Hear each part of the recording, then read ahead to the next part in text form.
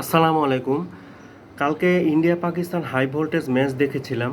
তো যেটা আসলে one of the best cricket around the world.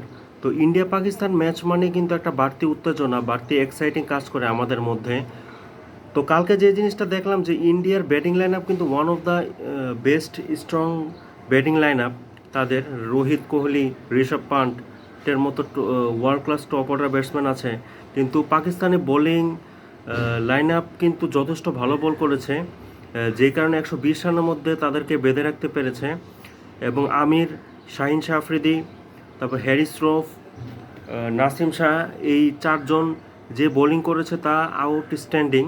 কিন্তু ইন্ডিয়ার যেই ফিল্ডিং এবং বোলিংয়ের কাছে, বুদ্ধিদীপ্ত বোলিংয়ের কাছে কিন্তু পাকিস্তানে পরাজয় হয়েছে।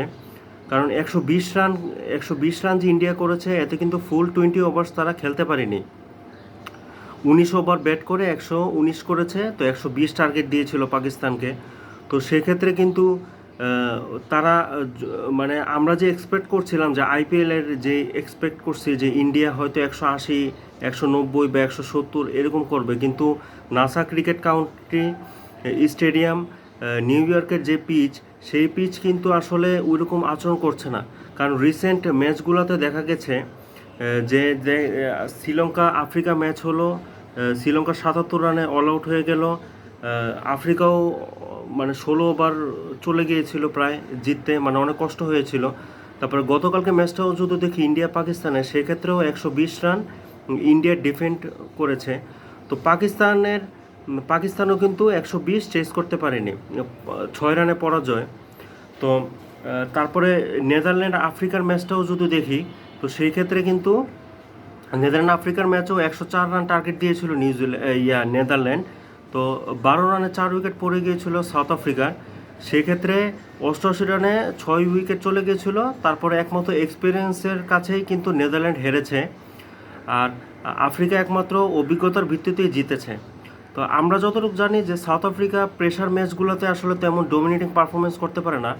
তো সেক্ষেত্রে আফ্রিকাকে হারানো সম্ভব। আজকে আমি আশা করি এবং দোয়া করি যে ইনশাল্লাহ বাংলাদেশ জিতবে। কারণ নিউ ইয়র্কের নাসা স্টেডিয়ামটা কিন্তু হচ্ছে, পিচগুলো যে আচরণ করছে, এক এক সময় এক এক আচরণ করছে।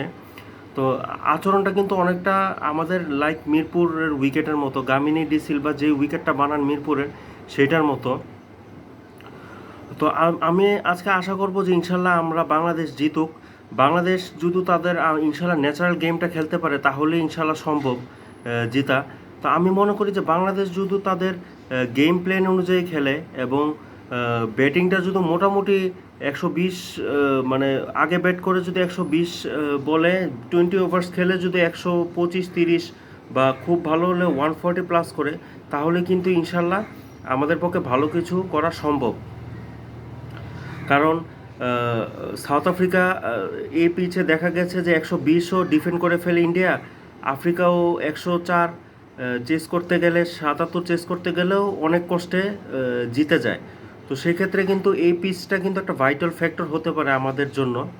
আর আমি মনে করি যে এই পিচ অনুযায়ী, অ্যাকর্ডিং টু পিচ অনুযায়ী, আমাদের বাংলাদেশই এগিয়ে আছে এই ম্যাচে। কারণ বাংলাদেশ, আমরা কিন্তু আমাদের ন্যাশনাল ক্রিকেট টিম বাংলাদেশ কিন্তু এই ধরনের পিচে খেলে অভ্যস্ত।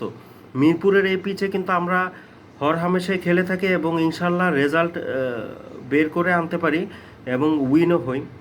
তো 120-25 করেও, 30 রান করেও কিন্তু মিরপুরের উইকেটে জিতা যায়। যেখানে টি-20 মানে আমরা জানি যে 180-200 হবে, 220-30 হবে, সেটা আবার চেসেবল হবে। আইপিএলের ম্যাচগুলোতে দেখা গেছে 260ও হয়েছে, 250ও হয়েছে। তো ওইরকম উইকেট কিন্তু নিউ ইয়র্কের নাসা উইকেটটা না। নাসা কাউন্টি ক্রিকেট স্টেডিয়াম কিন্তু টোটালি ডিফারেন্ট, মানে টোটালি আমাদের মিরপুরের মতো আচরণ করছে পিচটা। তো আমি আশা করব ইনশাল্লাহ বাংলাদেশ ইনশাল্লাহ আজকে জিতবে, এই এই আশাই থাকবে।